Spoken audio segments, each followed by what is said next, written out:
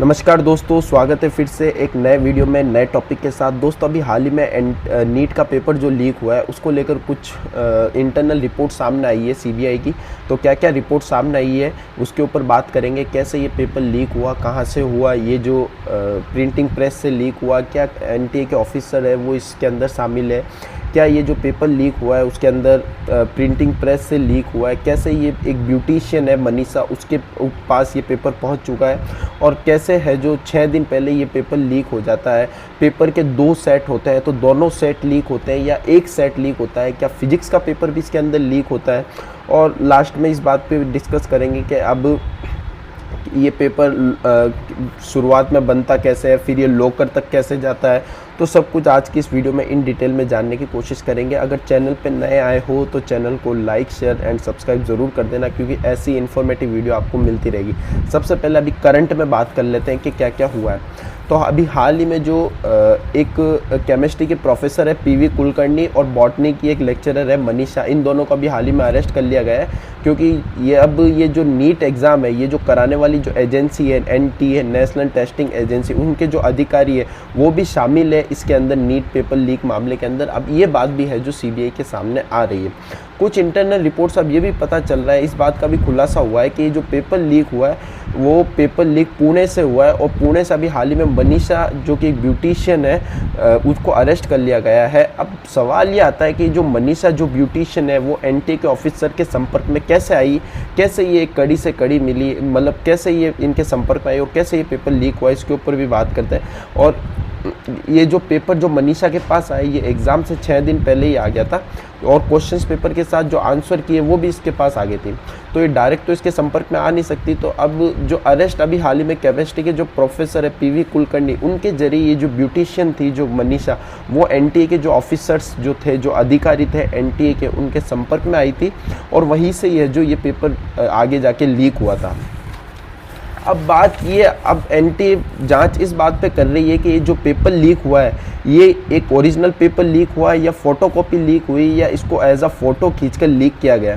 क्योंकि जहाँ पे ये पेपर डिज़ाइन होता है, जहाँ पे ये क्वेश्चन पेपर बनाए जाते हैं, जहाँ ये पेपर सेट किया जाता है, वहाँ पे ना तो कोई इलेक्ट्रॉनिक गैजेट ले जा सकता है, ना कोई पेन पेपर पेंसिल लेके जा सकता है, ना कोई कैमरा छिपा के लेके जा सकता है। तो अब इसलिए अब इसका फ़ोटो खींचना या फ़ोटो निकालना एकदम इम्पॉसिबल है। तो ये पेपर लीक कैसे हुआ, सीबीआई अब इस बात के ऊपर जांच कर रही है। क्योंकि ये जो कॉन्फिडेंशियल एरिया, इस एरिया को एज अ कॉन्फिडेंशियल एरिया बोला जाता है। यहाँ पे प्रोफेसर लेक्चरर जो भी होते हैं वो एग्ज़ाम का जो भी क्वेश्चन पेपर होते हैं वो डिज़ाइन करते हैं, और जो एनटीए के जो ऑफिसर होते हैं उनकी ये जिम्मेदारी रहती है कि इनके ऊपर एज अ नज़र रखी जाए। तो एनटीए का स्टाफ भी शामिल हुए बिना तो ये पेपर लीक होना इम्पॉसिबल है दोस्तों। क्योंकि एनटीए का अगर कोई भी स्टाफ इसके अंदर शामिल नहीं है तो ये पेपर लीक होना इम्पॉसिबल है, क्योंकि फ़ोटो भी खींचा होगा, वहीं से ही लीक हुआ होगा। इसलिए अब वहाँ पर भी अफसरों के ऊपर भी सवाल, जो एनटीए के जो भी अधिकारी है उनके ऊपर भी है जो सवाल उठाए जा रहे हैं। और ये शक इसलिए भी बढ़ जाता है दोस्तों क्योंकि अभी हाल ही में जो 10 आरोपी गिरफ्तार किए गए उनमें से ज़्यादातर की उन्होंने क्या किया, अपने फ़ोन की चैट्स डिलीट कर दी, अपने जो भी फ़ोटोज़ थे उनमें गैलरी थी वो डिलीट कर दी, कुछ लैपटॉप्स के अंदर कोई भी सेंड वाली फ़ाइल थी वो सब डिलीट कर दिए। तो सीबीआई क्या कर रही है, अब इनके जो भी डिजिटल एविडेंस है उनको एकजुट करने का काम कर रही है, उनको कलेक्ट करने का काम कर रही है कि पेपर लीक हुआ कैसे। सीबीआई के सूत्रों के मुताबिक ये पता लगता है कि जो मनीषा है यही सबसे पहले पेपर सेट करने वाली थी, और यही एनटीए के ऑफिसर के संपर्क में आई थी। प्रोफेसर जो केमिस्ट्री के प्रोफेसर थे उनके द्वारा ये संपर्क में आई थी, और इसी ने मनीषा को है जो पेपर दिया था। फिर मनीषा ने क्या किया, अपने घर के ऊपर क्लासें लगाई और अपने बच्चों को जो है बायोलॉजी के क्वेश्चंस बताए। उसके बाद जो केमिस्ट्री के प्रोफेसर है पीवी कुलकर्णी, उन्होंने भी अपने घर पे बच्चों को, अपने स्टूडेंट को बताए, सवाल बताए, और मनीषा के खाते में लाखों रुपए कैश भी दिए, उसको ट्रांजैक्शन भी दिया। सीबीआई को अभी बैंक से जो ट्रांजैक्शन हुआ उसकी डिटेल भी मिली, उसके सबूत भी सामने मिले।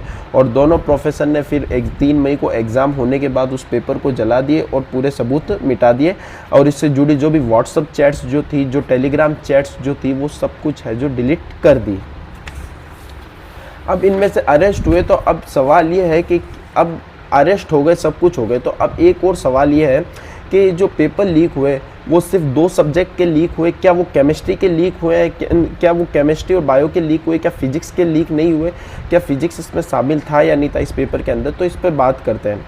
तो सीबीआई की जो जांच है उसमें ये पता चलता है कि नीट का जो टोटल पेपर होता है दोस्तों वो 720 का होता है। उसके अंदर जो 600 नंबर के जो सवाल थे, जो 600 नंबर के जो सवाल थे, वो एग्ज़ाम से पहले लीक हो गए थे। इसमें केमिस्ट्री के अंदर 45 क्वेश्चंस आते थे, उनमें से 35 क्वेश्चंस जो है वो लीक हो गए। बायोलॉजी के 90 क्वेश्चंस आते हैं नीट के एग्ज़ाम में, वो 90 के 90 मैच हो गए गैस पेपर से। और जो फिजिक्स के 15 सवाल है वो लीक हुए। तो हालांकि फिजिक्स के ये सवाल लीक कैसे हुए, अब इसके ऊपर भी सवाल उठ रहा है कि फिजिक्स के सवाल कैसे मिल गए। अब इसके ऊपर भी लिंक जुड़ रहा है, सीबीआई इसके ऊपर भी है जो अब जांच कर रही है। अब बात कर लेते हैं कि पेपर डिज़ाइन कैसे होता है दोस्तों, इसके ऊपर भी बात करते हैं। तो एनटीए क्या करता है, नीट एग्ज़ाम के लिए हमेशा 2 सेट ऑफ पेपर तैयार करके रखता है। एक सेट एग्ज़ाम जो है वो एक सेट जो होता है वो स्टूडेंट के लिए क्या है, सेंटर्स पे भेजा जाता है, और दूसरा जो है वो रिजर्व रखा जाता है। ऐसा कुछ आशंका हो जाए, कुछ भी गड़बड़ी हो जाए तो उसको पहले से रिप्लेस करके दूसरा है जो कर सके। अब ये समझ नहीं आ रहा है कि या दोनों सेट लीक हुए हैं या एक सेट लीक हुआ है गैस पेपर के अंदर, इसके ऊपर बात करते हैं। क्योंकि सीबीआई को अभी आशंका है कि नीट के जो दोनों सेट है, जो दोनों पेपर है, वो दोनों के दोनों लीक हो गए। इसको क्या किया गया है कि गैस पेपर के अंदर तैयार किया गया और उसको गैस पेपर के सवालों के अंदर मिक्स कर दिया गया है। और यही वजह है कि जो पेपर लीक हुआ है इसमें कई सारे सवाल और कई ऑप्शन एक ही सीक्वेंस में दिखाई देते हैं, एक ही क्रम के अंदर दिखाई देते हैं, जबकि कुछ में कोई भी छोटा सा भी डिफरेंस नहीं है, कुछ नंबर्स का भी डिफरेंस नहीं। तो इससे ये बात का पता लगता है कि दोनों सेट्स ऑफ पेपर जो है वो लीक हुए हैं।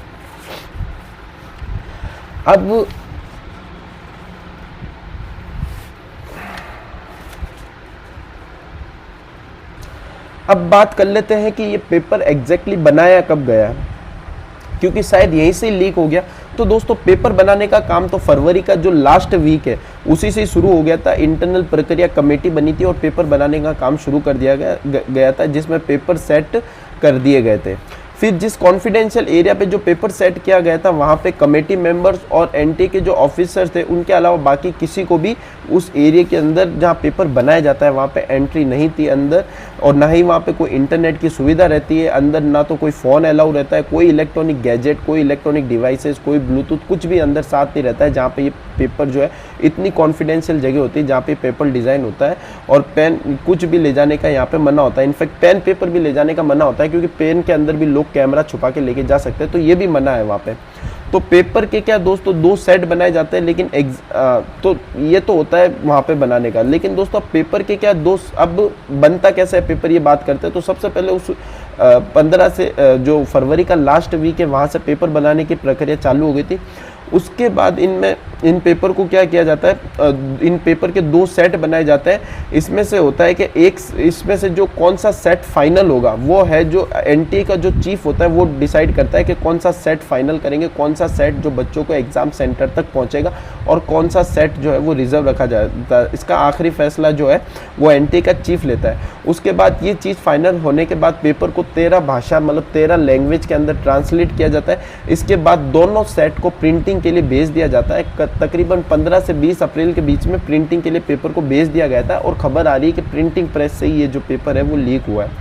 इसके बाद ट्रांसपोर्ट के जैसे ये पेपर बन जाता है, इसके बाद ट्रांसपोर्ट के जरिए परीक्षा के जो भी सेंटर्स होते हैं उनके आसपास जो भी बैंक लॉकर्स होते हैं वहाँ पे एज इसको सेफ एंड सिक्योर रखा जाता है। अब यहीं से 3 मई को पेपर जो है वो एग्ज़ाम सेंटर तक पहुँचाया जाता है और वहीं से जो है वो एग्ज़ाम होता है। हालांकि अब वो बात अलग है कि इससे पहले ही 27 अप्रैल को ये हमारे मनीषा जो कि ब्यूटिशियन है उसके पास तो पेपर पहले से ही आ गया था और उसने लीक कर दिया गया था।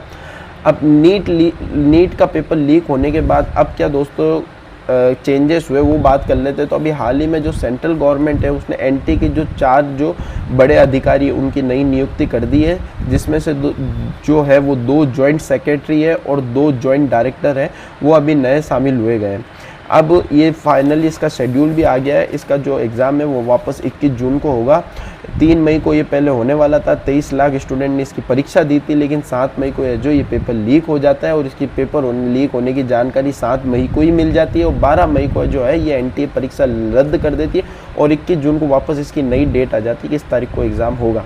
आपका क्या ओपिनियन है इस कमेंट बॉक्स के अंदर मुझे ज़रूर बताना। नए आए हो तो चैनल को लाइक शेयर एंड सब्सक्राइब ज़रूर करना, क्योंकि ऐसी इन्फॉर्मेटिव वीडियो आपको इसी चैनल के ऊपर मिलती रहेगी। तब तक के लिए दोस्तों नीट की तैयारी करते रहे। ऑल द बेस्ट आपका नेक्स्ट एग्ज़ाम के लिए 21 जून के लिए। आपका पेपर बहुत अच्छा जाए, मैं ऐसी शुभकामनाएं करता हूँ। Bye bye.